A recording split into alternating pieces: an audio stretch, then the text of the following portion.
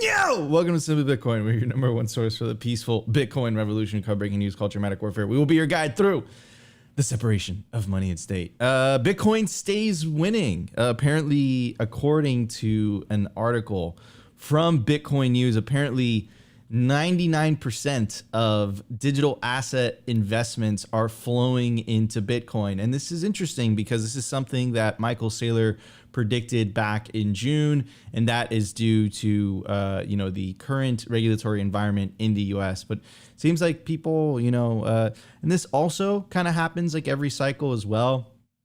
As the altcoin just narrative just collapse and they just fall down because of the bear market, people flee to Bitcoin. And I think that's what we're seeing.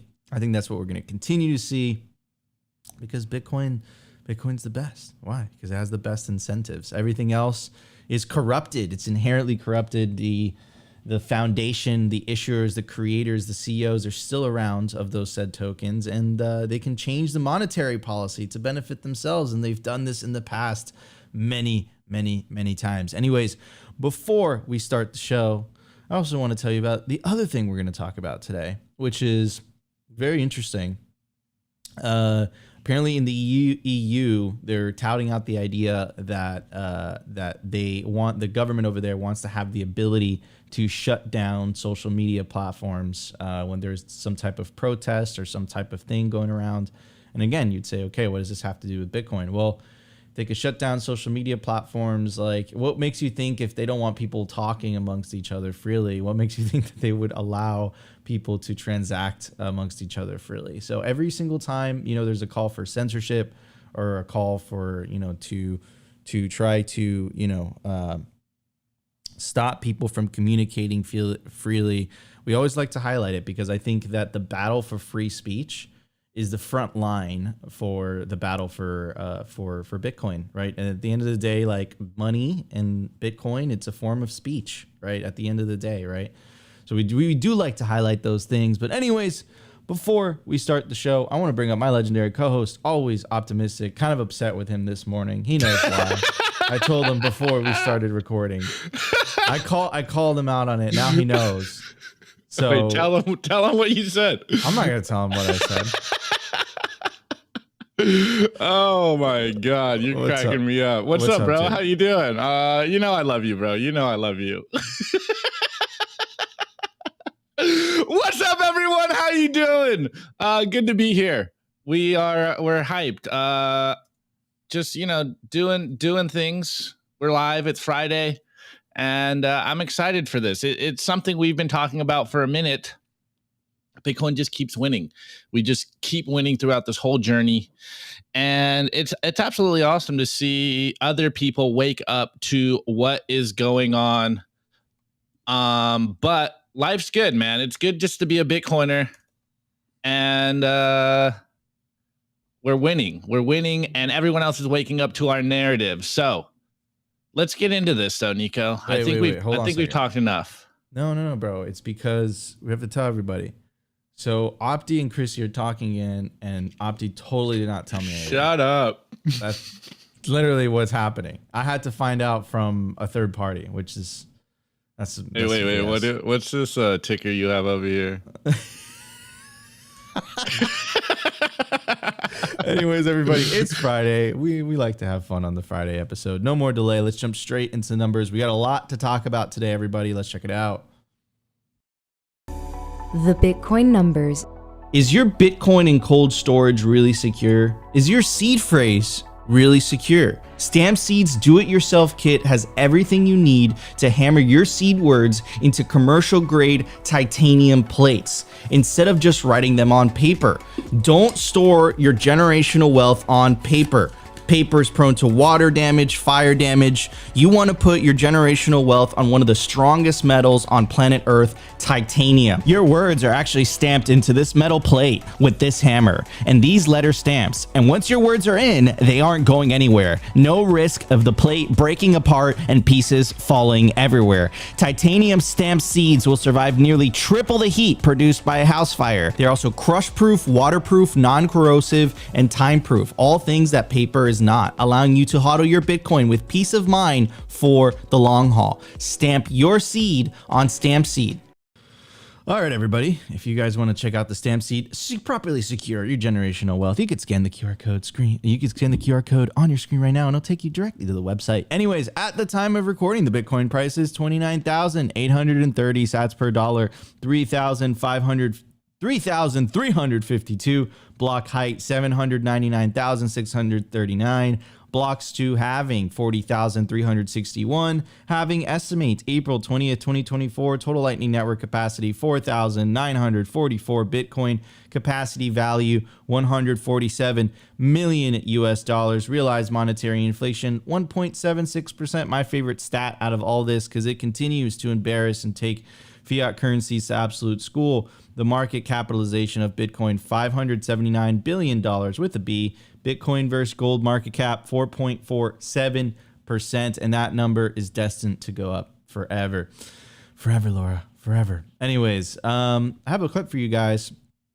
And it is from Saifedean. And he says, Bitcoin adoption is not optional. And it's something that we've said many, many times on Simply Bitcoin. But I think Saifedean has he has a way with words, to say the least. Anyways, all right, everybody, let's check it out. And then Opti and I will talk about it.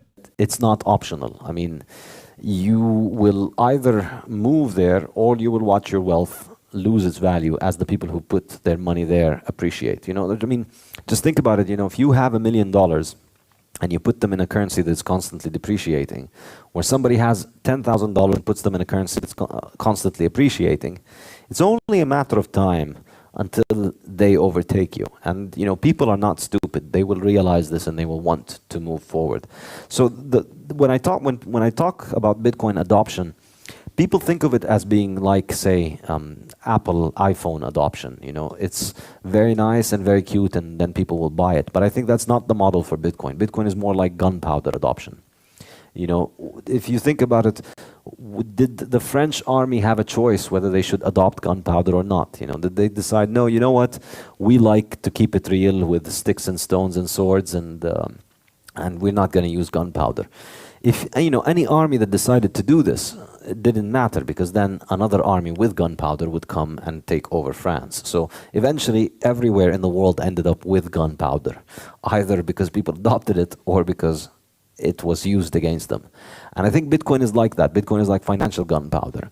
It's the safest way of sending money halfway around the world, the most secure way, and it's the hardest money that we've ever invented. So it's not something that is, you know, whether we should or want to, or whether people, you know, we try to win people over.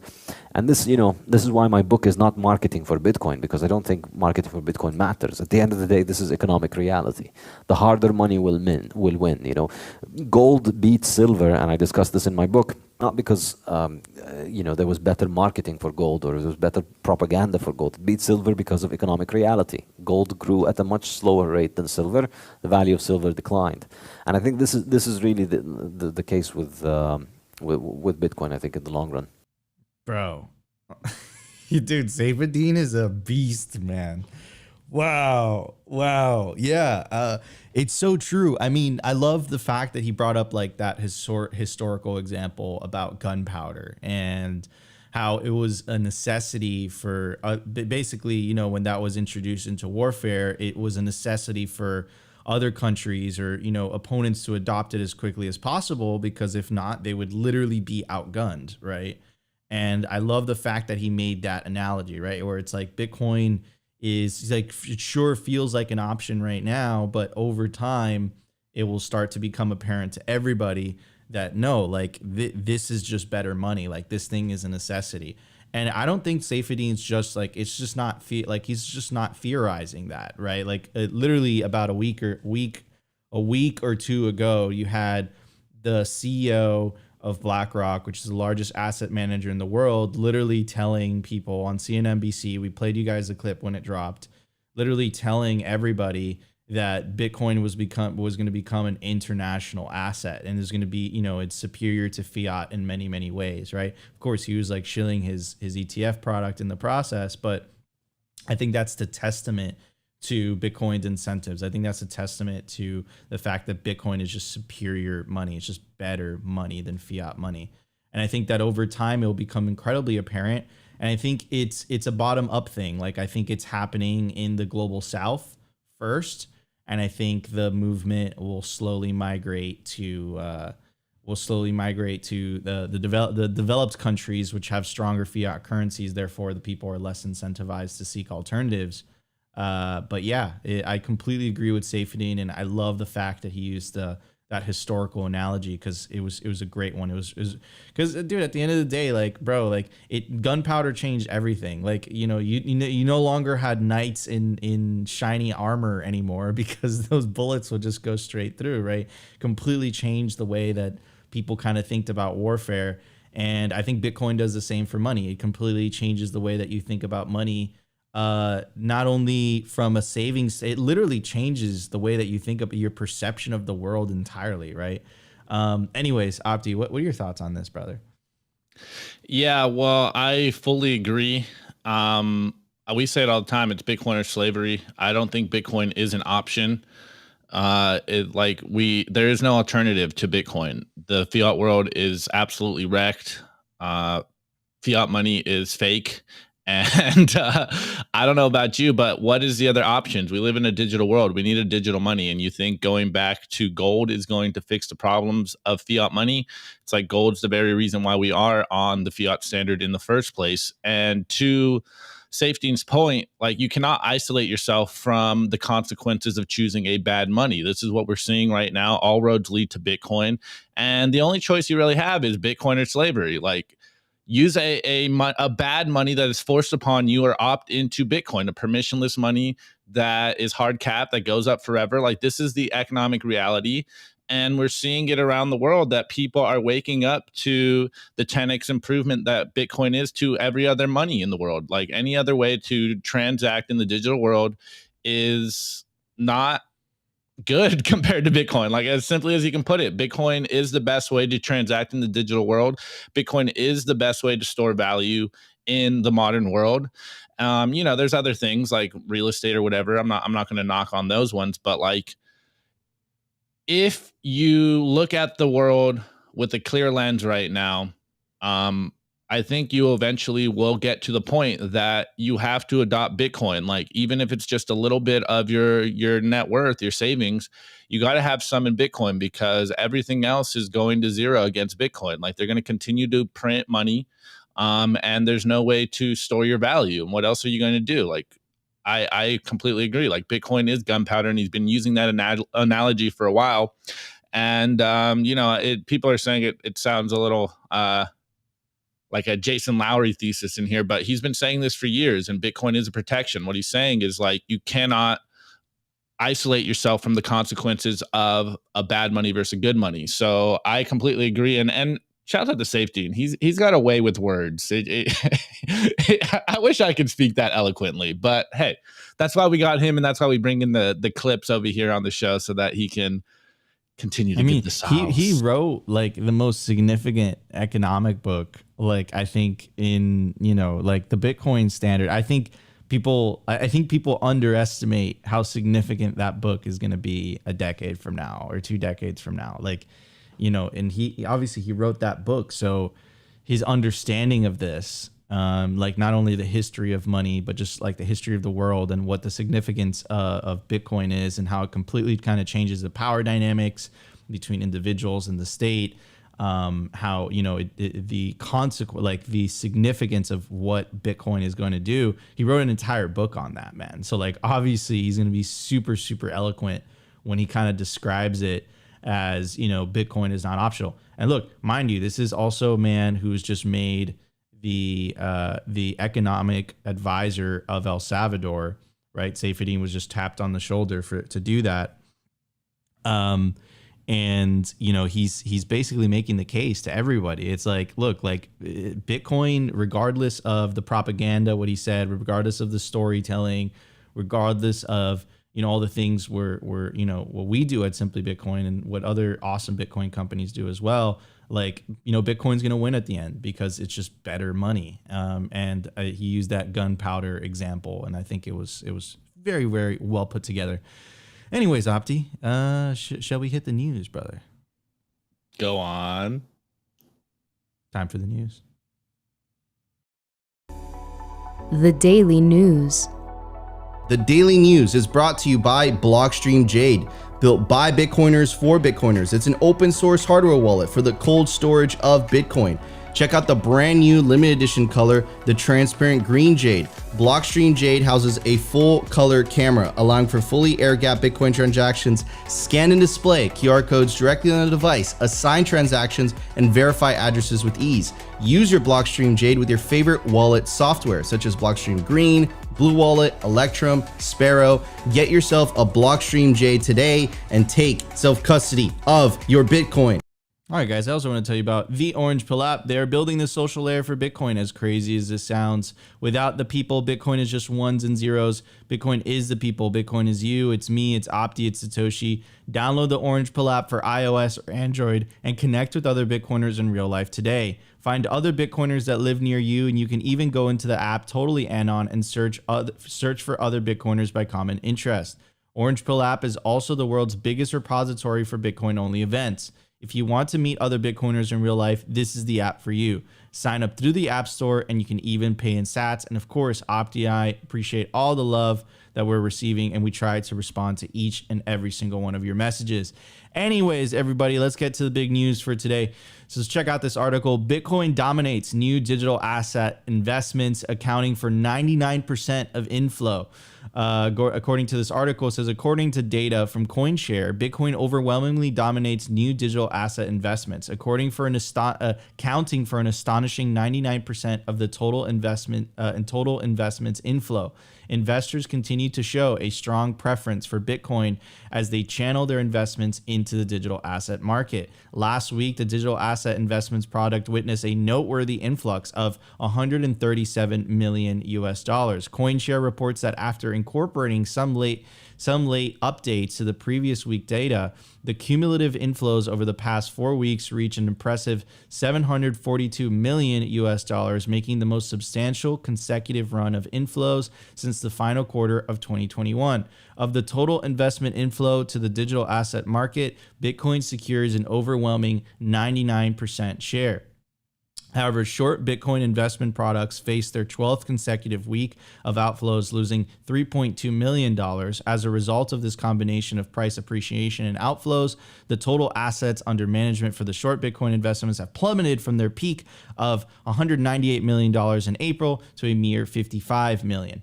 So, I mean, I feel like this has happened basically.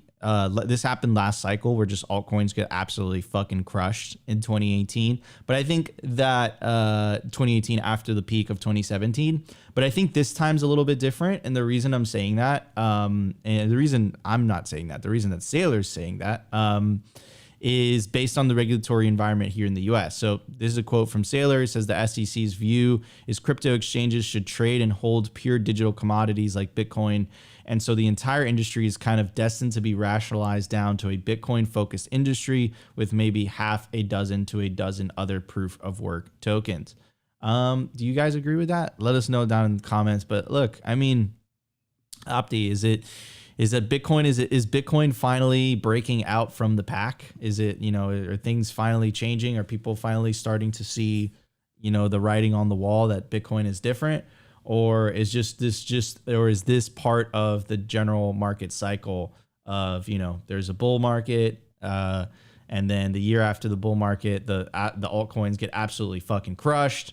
But I would like to think it's different. I mean, Bitcoin's legal tender in a country.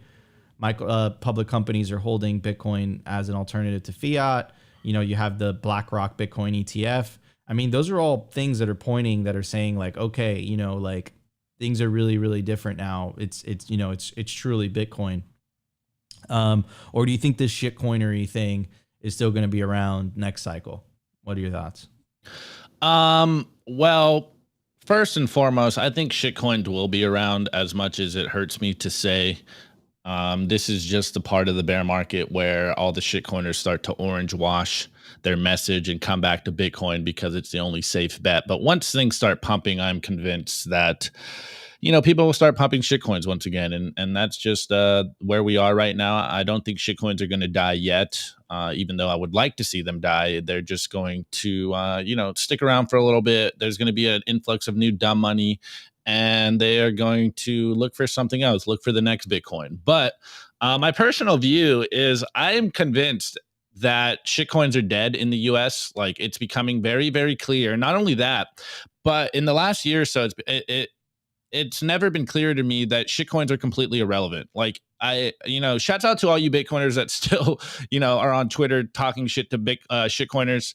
But personally, I think it's a waste of time. Like, I really believe that the shitcoin narratives have been destroyed, and Bitcoin has clearly become the leader of the pack. Yes, there's 15,000 altcoins or whatever, but they're all pump and dumps, and we know the game, guys. That they become Bitcoin affinity scams. They say that they're Bitcoin. This is also a Bitcoin product, and this will help the world. This will help Bitcoin adoption, and then they pump and then they dump on you, and it's just like, I think it's becoming very clear to anyone that's been around for a cycle or two that Bitcoin is very clearly winning. And I think moving forward, it's becoming even more and more clear that shitcoins are completely irrelevant to what's going on over here. They're a distraction. The only use case of shitcoins is distracting the regulators, so they just get caught up and start shooting shitcoins, and Bitcoin just keeps winning. So in my opinion, I think Bitcoin very clearly has proven time and time again that it is the leader of the pack, and there's only Bitcoin, and it's Bitcoin, and then there's shitcoins, and I don't see any other signs that is the case. Like, hey, kudos to you guys that can still sit in the trenches and talk and destroy shitcoin narratives, but it's been destroyed since I got in here at 2017. So it's like, pick your poison. But I really do think that Bitcoin has very clearly become the winner, and it's showing that it will be. And moving forward in this cycle and the next cycle, it's going to be very clear that Bitcoin has won.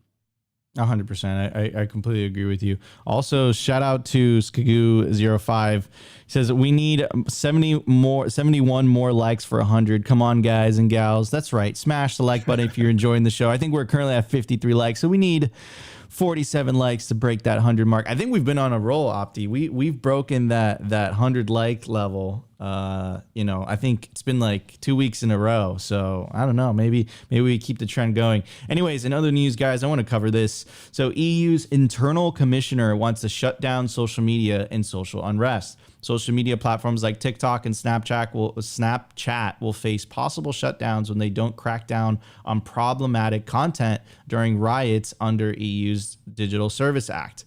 It goes on to say, Breton, a French politician, was responding in a French radio interview to comments by French President Emmanuel Macron that floated closing some social media to clamp down on riots. Quote, when there is hateful content that calls, for example, for revolt, that also calls for killing and burning cars, they will be required to delete immediately. Breton said in an interview on France. It goes on to say, if they fail to do so, they will be immediately sanctioned. We have teams who can intervene immediately. If they don't act immediately, then yes, at that point, we'll be able not only to impose a fine, but also to ban the platform on our territory. I mean, look, and then at the very end, rightly so, some critics likened this to measures seen in authoritarian states like China and Iran. Goes on to say, Breton also said the commission will carry out a stress test on TikTok next week to check out how ready it is to comply with the new rules. Twitter has already done a test, and Meta has agreed to be tested this month. I mean, look, so you have these platforms that are like compatible with the current system. And first of all, I also want to like advocate for the fact that, I think violence is wrong. Burning cars is wrong and stuff. You shouldn't break the law, right? But I think that politicians have used this term a lot to label speech that they don't necessarily like, right? It's just like they use that. I've heard that many times, like hate speech, hate speech, hate speech. I've heard that. And look, we you know, at Simply, we hate actual hate speech. You know, I don't think the world has space for that, and all those horrible things. However, I think politicians, you know, conveniently use that term to shut down actual criticisms of their policies and actual things that they're doing that is unrelated to, you know, actual hate speech, like calling someone bad names, or, you know, mentioning someone's race, or, you know, all those, you know, or religion or whatever, and all that BS, right?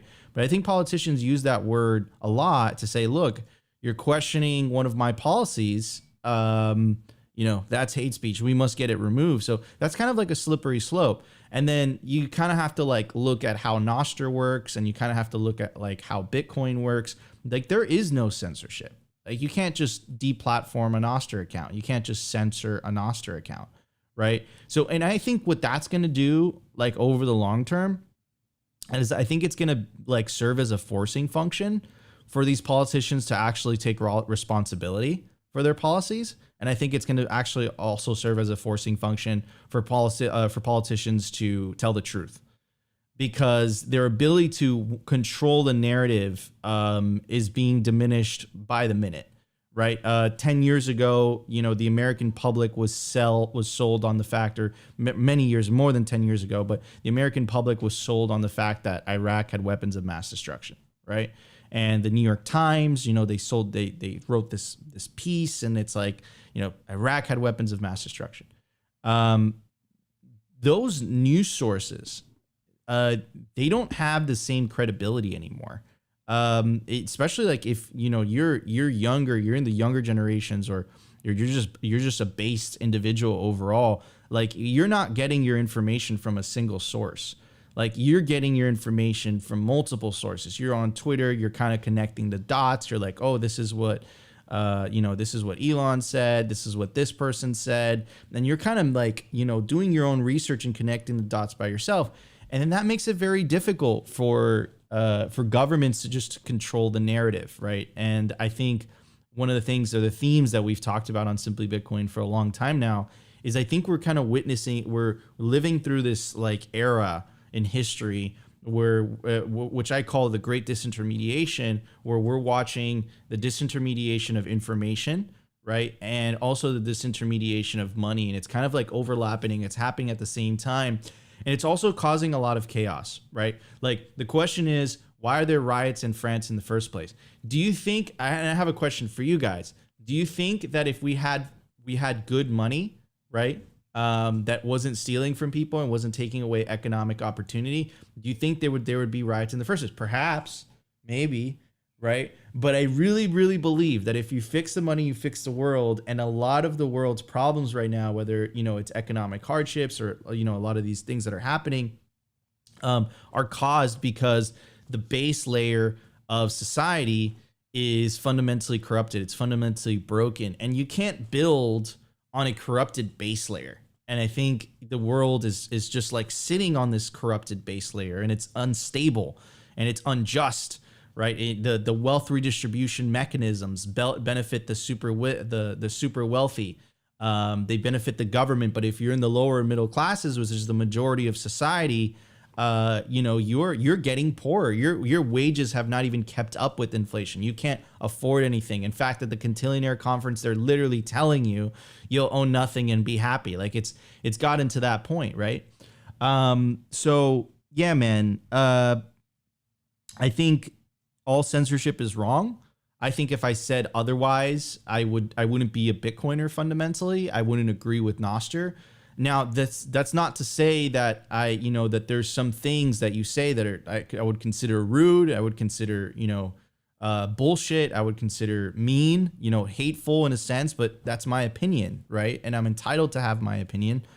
But I've seen this time and time again where anything that you don't like is hate speech, and that they use that as like this common censorship justification. And yeah, so I don't know, Opti. I mean, I feel like these types of things are going to keep going. And I just want to like propose a question to you. If they don't even want us talking freely amongst each other, like what makes you think that they would be okay with us transacting freely amongst each other? Like, you know, if they can't be okay with information, like, can you imagine money? I don't think that they could ever see a world where they don't have control of the money. And I think that CBDCs are a perfect example of just that, right? That's the world that they want you to live in. And then they're basically telling you like, dude, like you could trust us. Like we're going to respect your privacy. Yeah. But when shit hits the fan and there's riots on the street, it's like, nah, privacy. What are you talking about? Fuck that. You know, we're going to censor you. We're going to take that off the internet. So, you know, it's just interesting. It really is, you know, and it kind of reminds me of like the First Amendment in the US. And it gets a tremendous amount of criticism sometimes, right? Because it's like, you know, government should, you know, basically Congress should make no law abridging free speech, right? So they don't want the government being involved in censoring, right?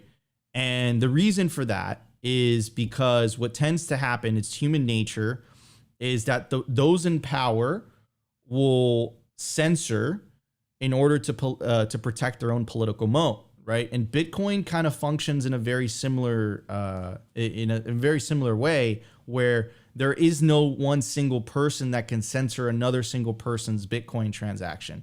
And again, like there's the two systems, and I think that there's pros and cons to both. I could tell you what system I would prefer to live in. It's in a system where there's no bureaucratic elite or a privileged few that get to censor other people, because I think history has shown that that those in power have used that privilege in order to protect their political moats or to protect their own wealth and to protect all that stuff.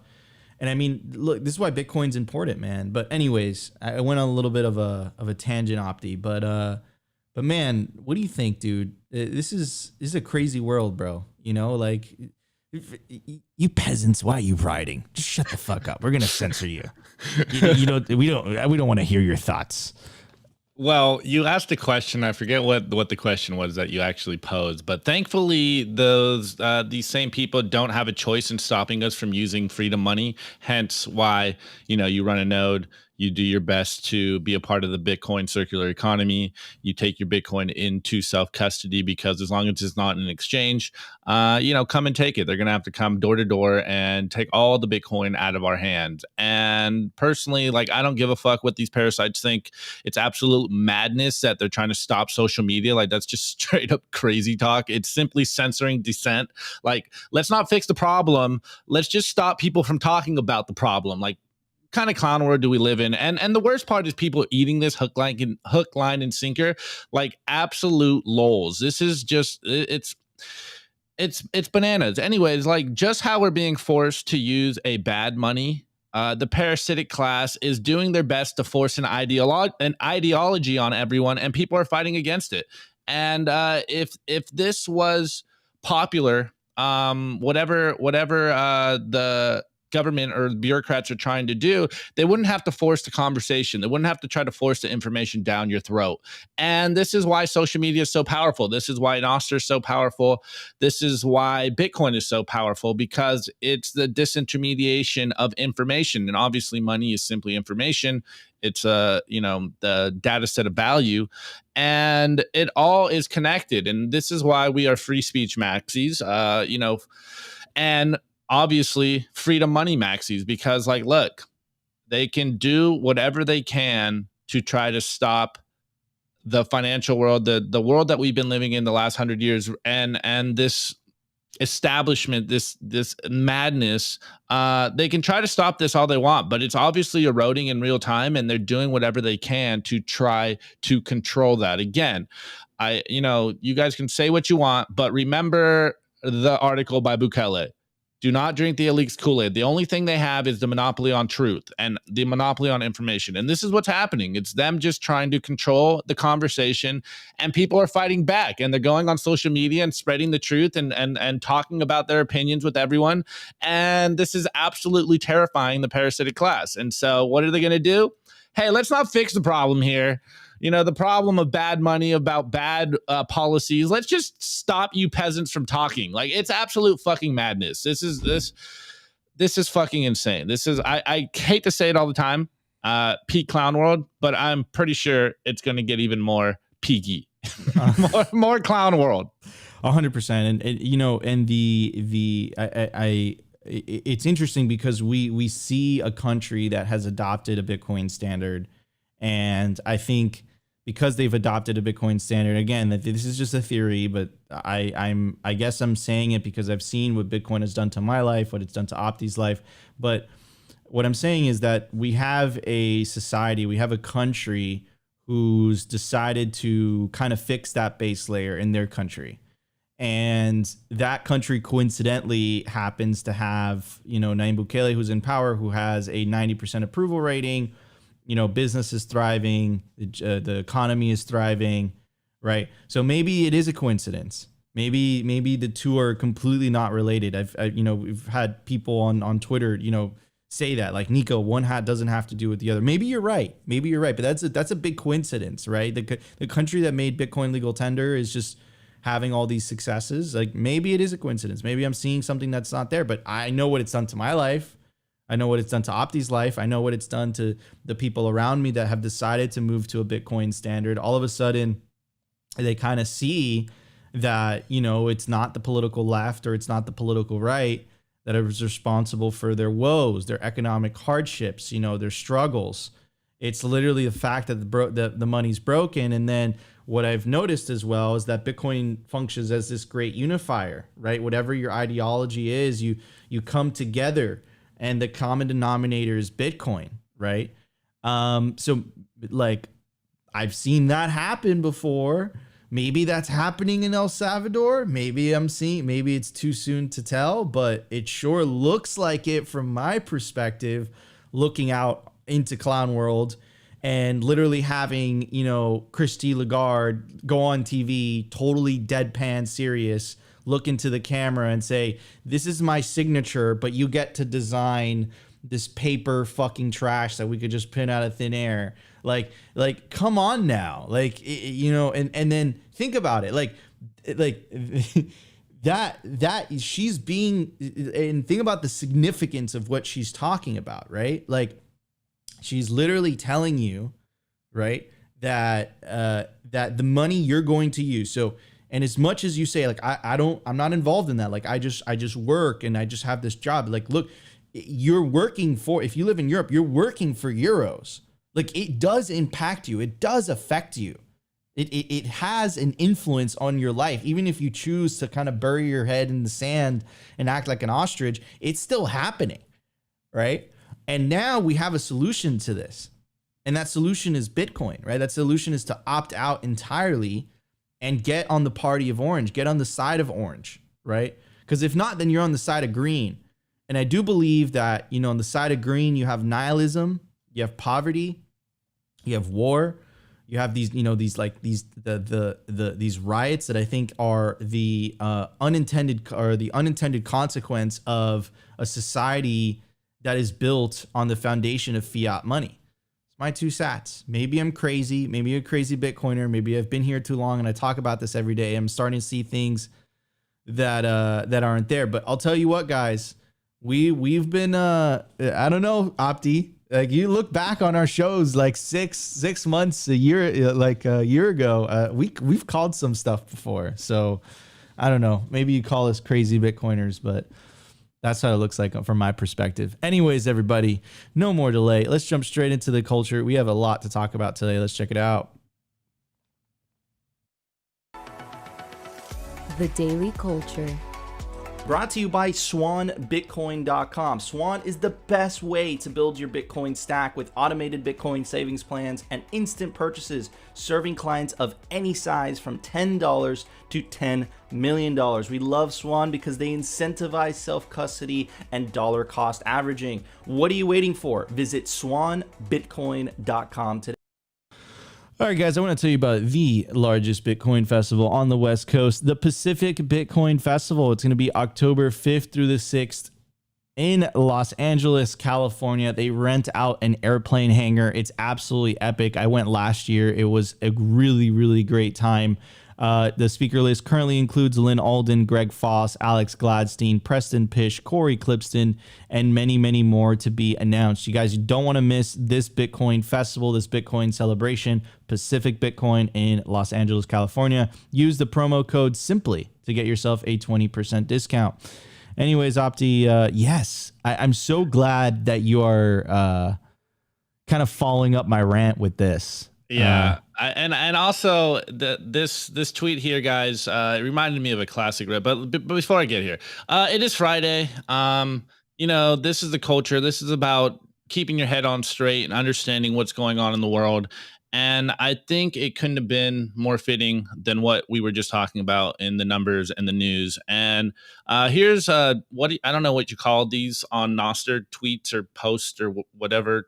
I don't know what they call them on Nostr, but this was American HODL on Nostr, and I think this is a message that needs to get spread more often. And of course, this is the culture where, you know, sometimes we get a little more philosophical. We try to get your mind straight, get you in the mental perspective of what you need to do. And, you know, before you guys start calling me self-help guru Opti, I think this is just a message that more people need right now in life. There's two choices to be made. You either complain about stuff or you take some action and you fix your shit. Anyways, HODL tweeted or posted on Nostr this. He goes, 3 mental shifts that vastly improve my quality of life. 1, making peace with the fact that the world is extremely fucked up and all you can do is what you can, where you are, and with what you have available to you. 2nd, finding pleasure and enjoyment in the ordinary, the mundane, and the everyday. And 3, embracing the process of achieving health, wealth, and happiness, knowing that each is a permanent and lifelong journey with no end destination. And we talk about this all the time on Twitter Spaces and even on the show. You know, I do my best to kind of explain to everyone my thesis here, which is like, you are a walking billboard for the Bitcoin message. And it's important for everyone to understand that. But seeing this tweet reminded me, and I saw this go around, I think it was on the Swan account, or no, it was Nat Brunell's Hard Money show. She did some post and she used this in the beginning. And this is one of my favorite videos here, guys. And shouts out to, again, American HODL, because this is the vibe, guys. This is what I keep trying to tell you guys. This is what we keep trying to show you on the show. Constantly beat this message into your head. You can be nihilistic or you can be optimistic. You can choose Bitcoin or you can stay in slavery. These are the choices. But either way, you're going to make a choice. Whether you are sticking into the monopoly of violence, of state violence, and just going along with the status quo, with what they tell you. Dude, are we in sync by accident? Like, I feel like this is totally by accident. Yeah, brother. 100%. Always. Wow. All right. Let's play this video and then we'll talk about it, because this is by far one of my favorite videos of HODL. Love HODL. You know, love him or hate him, he be spitting facts on this one. So let's get into this. If you're new and you're first coming in and other people are telling you that the maximalists are, they're closed-minded, bro, and they don't understand and they're stupid and this and that. Bitcoin maximalists are people with experience. You know, the pleb movement was a bunch of people who got dumped on by the ICO promoters and all the bad actors from 2017. And they realized that the only thing that's real here is Bitcoin, and that Bitcoin is the risk-free rate, and that by just doing very simple listen, hodling Bitcoin is very simple, but it's not easy. It's fucking difficult. Every single day you have to wake up and you have to make the decision to hodl. You're gonna have to learn some self-discipline, some self-responsibility, some self-control. I mean, caveat emptor, like buyer beware. Like, one of the things I've been saying is that if you go out and tell lies in mainstream traditional advertising, the FCC is looking out for you. Burger King can't come out with a Whopper and be like, this Whopper cures cancer. But a shitcoin can come out with anything they want and say that it does anything they want. And because you're used to living in a nerfed world where there are guardians who protect you from evil manipulators and liars, right? You're used to things that are being told to you in mainstream media being true or more or less true. And so you just go, oh yeah, well, if Burger King says it cures cancer, then it must cure cancer. I guess I'll eat a bunch of Whoppers, right? That's what you're doing. That's literally what you're doing when you're believing a shitcoin sales pitch. There's no one gonna step in and save you. You gotta step in and save you. You gotta love yourself. You gotta love yourself. Buying shitcoins is nihilism. You're just going like, my life is shit. Everything around me is shit. I have no hope for the future. I'm gonna put 10,000 bucks in this thing, and maybe it's gonna 1,000x in the next 2 months. I don't care if it's an absolute piece of shit. I don't care if it does nothing for the world. I don't care if it's vaporware. I'm either gonna sleep in a tent or I'm gonna fucking buy a Lamborghini. That's nihilism. That's fatalistic. Bitcoin is rational optimism. You're putting aside something for future you. You're saying, I have a future. I love myself. Things are going to be better for me. I'm going to have a fucking family. I'm going to claw my way out of this fucking morass I find myself in. That's a revolutionary action, to like actually love yourself and to actually do the right thing for yourself and put aside money for your fucking future. So hodling starts with self-love. Shitcoiners are into Bitcoin too, man. They're just into your Bitcoin. They want your fucking Bitcoin. Woo, damn, I fucking bro, love that clip. That's one of my favorite clips. Wow. And I think it really connects what we've been saying in the numbers and the news. I'm convinced that shitcoins, like that narrative is done. And, if you're a shitcoiner, yes, I remember being nihilistic as well. And just like, hey, fuck it all.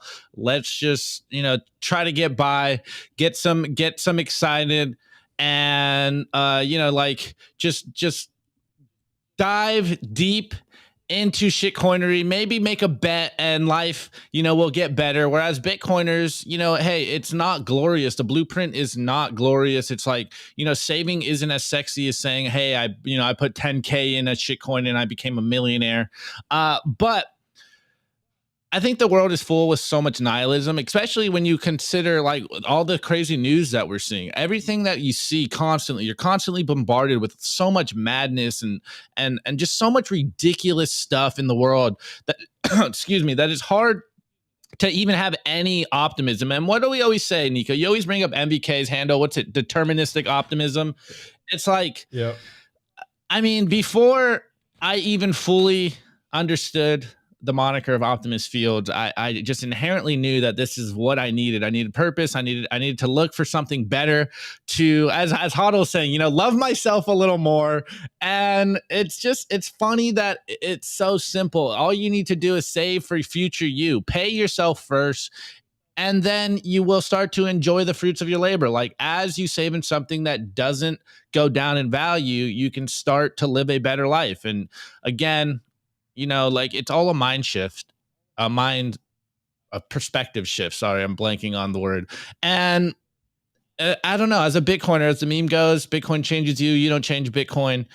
And this is just the message that I think more people should hear. This is the message I want more people to understand, because it really does help you live a better life. And I'm convinced that that's the thing that we need to do. Again, we're in the narrative trench warfare of winning the hearts and minds of the masses. And when you put aside the technicals of Bitcoin, we just have a better story. It's like, do you want freedom, or do you want to be a slave? Do you want to build something of value, or do you just want to keep getting stuck in the rat race? I don't know about you, but I've made my choice. It is Bitcoin or slavery, and future me is going to be very happy that I'm stacking sats, that I'm hodling, that I'm storing my value in Bitcoin, because I don't just do this for my first name. I do it for my last name. And I think Bitcoiners really are out here trying to change the world. Whether you agree with it or not, we see a problem in the world, and we are doing our best to spread the solution, which we think is Bitcoin. Fix the money, fix the world. All the memes. You already know all the memes. Anyways, Nico, it's probably been a minute since you heard Hodl in that video, and it couldn't have been at a better time. Dude, I mean, like that person, it seems like they understand the power of music, bro. Oh yeah, the music. Let's hope it doesn't get copyright. I thought I got the one without the music, but hey, whatever. Yeah, it seemed like Hodl rehearsed that, but like he did that off the top of his head. That was talk from the heart, and that made it ever so more impactful. But yeah, I love the fact that he says you got to love yourself, and shitcoins are nihilism. and I would even say fiat is nihilism as well, and kind of connect with what we were talking about during the news segment. The majority of the world is nihilistic because they're living on a shitcoin. Well, and when I say shitcoin, I mean fiat money and shitcoins, right? They're not living on a Bitcoin standard. And I think that incentivizes short-term thinking. I think and it's responsible for a lot of people's worlds. Broken money, broken world. Good money, good world. That is, maybe some people get upset because they're like, Nico, like, you put so much emphasis on money. And it's like, yeah, fine, you're right. But like, why do you go to work?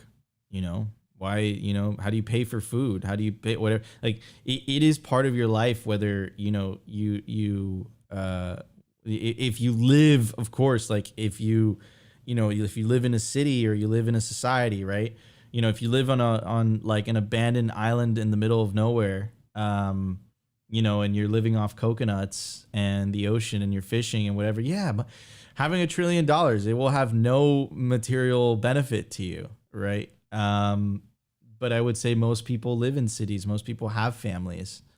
Most people work for their families. So there is kind of like this necessity of money. And if there's a necessity of money, then wouldn't you want to use the best money? Wouldn't you want to use the money that there's no individual on the planet that can create more of this, therefore debasing what you're holding? Like, don't you want that money? Or do you want a crappy money? Or, maybe you live in the woods and maybe you don't need money, but I'm sure the vast majority of you don't fit into that category. So yeah, that shit from HODL was fucking inspirational. And before we go on, Nico, I just had a thought. Like, if you want a fucking better world for yourself and for your family and your children, are you really going to continue to participate in the fiat system that is designed to steal from the whole future of humanity? Like, it's a very simple choice, in my opinion. It's like, continue to play this stupid game where they are able to funnel a small cabal of people. The parasitic class is able to use the money printer to steal from everyone else. Or do you just turn the fucking game over and start playing a better game, which is Bitcoin, and then you start building on that game and providing value, and you are actually doing something of worth, even if in your day-to-day you're like, this is just a grind, and what's the point of this all? Point of it all is to build a legacy, do something of purpose, reach for something higher than the world that we've been given. And I think stacking sats and being a part of this, truth movement and telling more people about Bitcoin is the most important thing to be doing. I don't know. Maybe, again, I've drank in the Bitcoin Kool-Aid way too much. Oh man, I love that we did the Friday culture with the high note of American HODL, that inspirational rant. Anyways, everybody, I want to tell you about the NODL.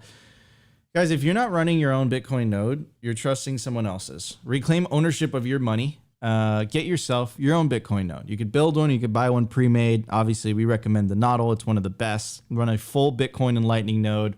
It enables you to connect with both the Bitcoin and Lightning network. Your NODL acts as a backend to the most popular Bitcoin and Lightning applications you want to run. Running a personal Bitcoin node is the greatest addition to make for your financial privacy. I can't emphasize this enough. If you're not running your own Bitcoin node, you're trusting someone else's. Check out the NODL Dojo. It's in red, and yes, that means it's faster. Run your own wallet backend with Samurai Dojo and enjoy the state-of-the-art coin joining with Samurai Whirlpool, both straight out of your NODL hardware. So check out the NODL today. Anyways, everybody, no more delay. Let's jump straight into the meme review. Kaboom! Racks. The Daily Meme Review.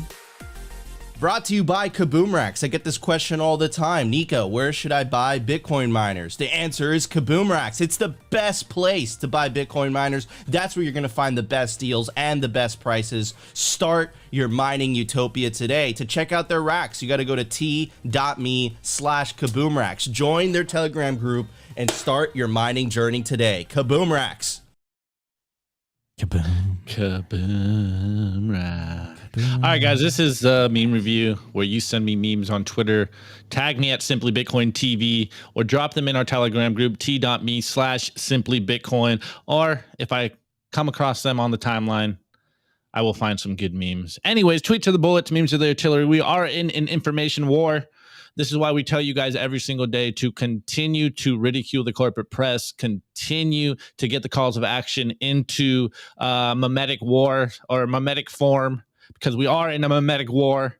And kind of like we did on the culture today, you know, continue to get the humor out there, make your points so that we can keep people's heads in the game, because it really does get dark if you're not surrounded by Bitcoiners with people that understand the world. And also a little tangent.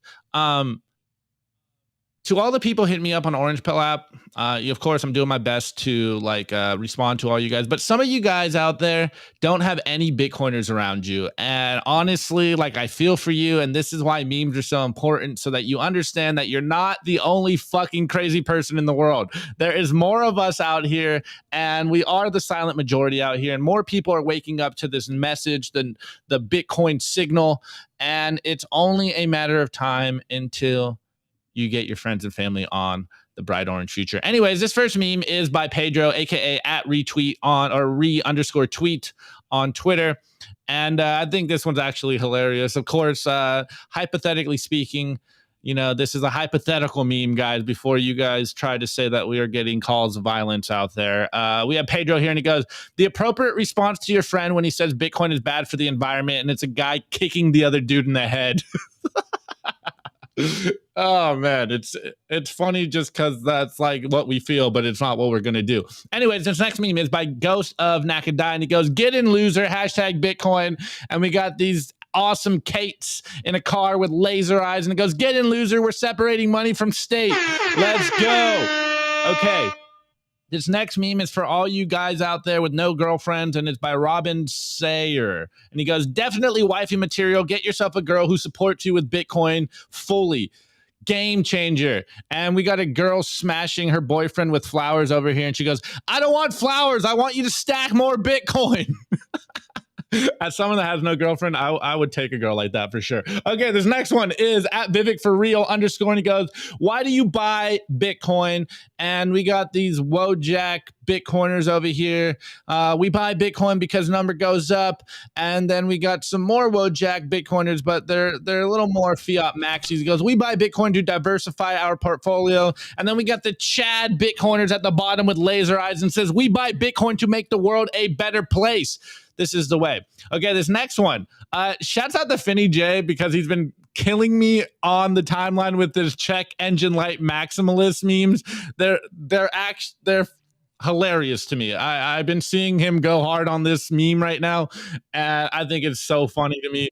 Anyways, we got what is this, orange? What are these guys from again? It's the Pawn Stars, right? No, there's the Chopper guys. I forget. Orange County Choppers, I think it is. We got the son here, and he goes, you have a car problem, you need to fix it. And the dad with check engine light on his head, he goes, that's not my problem. And then the son goes, that is literally your problem. And then the dad or the check engine light goes, it's my car's problem, not mine. And then the son goes, who owns the car? And the check engine light goes, correlation does not equal causation. And then the check engine light throws the chair, and it goes, minus 100 plus 334,448 sats. And the check engine light, you can't tell me how to live my life. Avoid the check engines and stack more sats. Oh my god, such a good meme. I pretty much do this. This is why I think it's so funny. Okay, this next one is memeing Bitcoin, and it's a play on the two people on the bus. We got the sad person and the happy person, and we got the sad person saying everything is getting worse, and he's looking at this, Matrix dystopian future here that's dark and polluted. And then we got the Bitcoiner on the other side, fix the money, fix the world, and it's bright and orange and technological and just a better future. And, just doubling down on the culture in mimetic warfare. Anyways, this last meme is by the Bitcoin Conference, aka at the Bitcoin Comp on Twitter. And it goes, Bitcoin is just getting started. And we got a, number go up visual here of old cell phones into the Apple, and we got the big 80s brick phone, and we got a Nokia phone with the antenna, and then we got, you know, the Nokia that used to play Snake on, and then eventually it goes into the Apple iPhone, and he says, we are here at the very beginning of this revolution. There's still so much to be done. There's still yet to be the killer app of Bitcoin, the iPhone moment for Bitcoin, but it is coming. It is coming. Anyways, drop your meme review score in the chat over there, guys, over on the other side of Nico, and we will cover ours live. All right, Nico, I think you're going to like this one. You might have done this one in the past, but West Coast choppers. All right, guys, sorry, not Orange County choppers, West Coast choppers. Shout out to the chat. My score for today is some tahine. If you know, you don't know what tahine is? No. Wow. It's just like spices, bro. It's like Mexican spices. You put it on fruit. You can put it on your micheladas. You can put it on micheladas. What is that? I've never enchiladas. No, dude, micheladas is the beer with tomato juice and the Tabasco and a little bit of tahine on the rim. That sounds fucking. You put it on your margaritas. Come on, dude.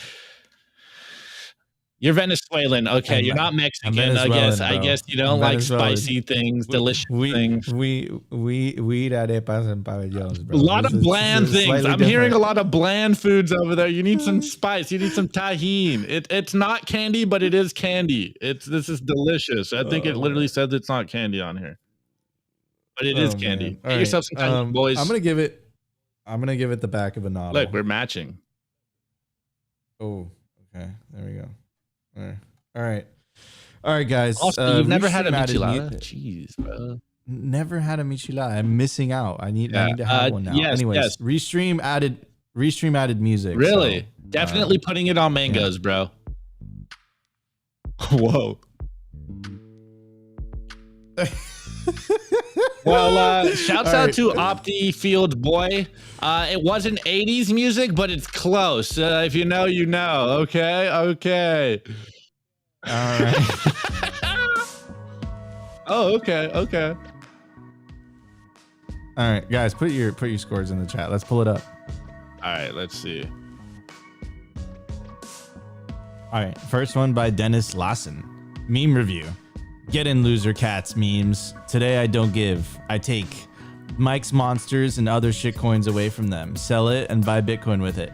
All in. Is there another song? We need a little more hype.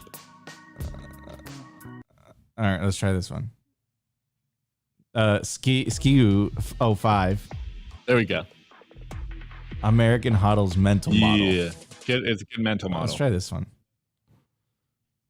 Bitcoin for Canadians.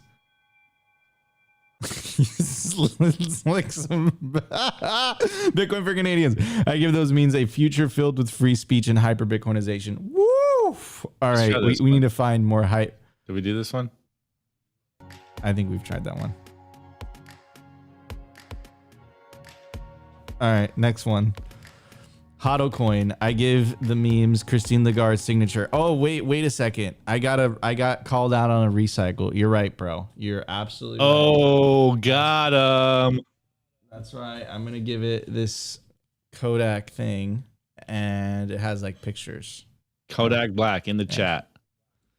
All right, Romain.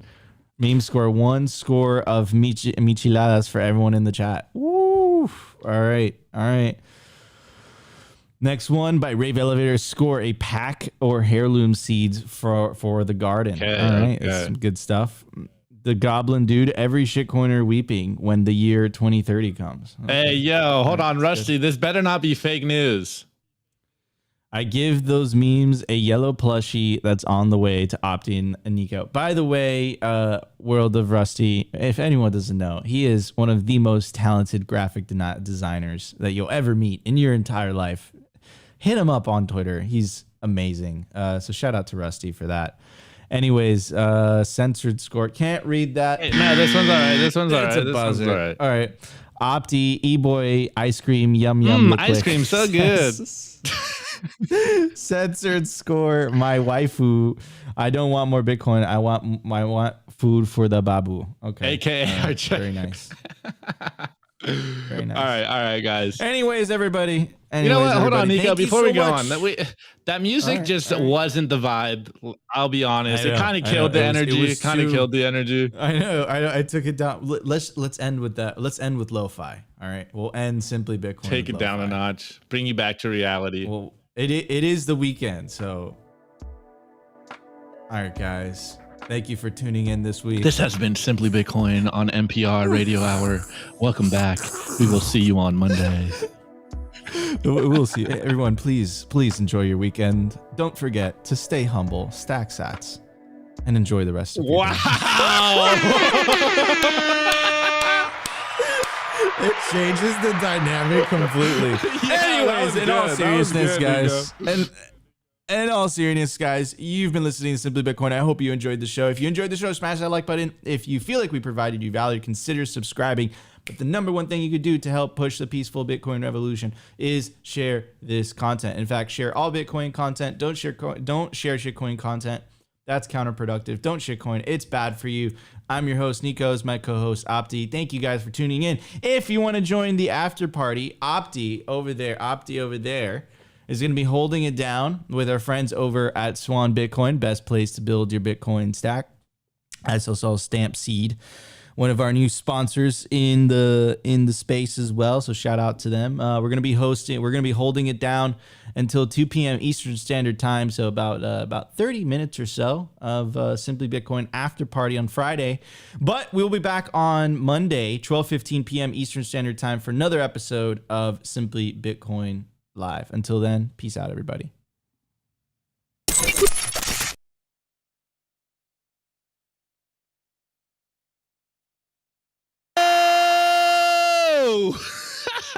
What's up, everyone? We are back. It is the Simply Bitcoin Spaces. Come hang out with us. Come up here, request to talk. We can talk about everything over here on the news, but I don't know. I'd much rather just like talk with Bitcoiners and pick your brain and see what you think is going on. Let's speculate a little bit. Let's get some tea leaf reading on today's spaces. I wanna pick your guys' brains and see, what do you think the price is doing? I want to speculate today, Nico. I'm sorry, not sorry. He's shaking his head. I want to know what the sentiment is. This is called market research. I want to see where everyone's head's at and what the sentiment is in regards to what the price is doing. I have my views on what's going on, but we will see what is going on. Did Nico, hold on 1 second, guys. I think Nico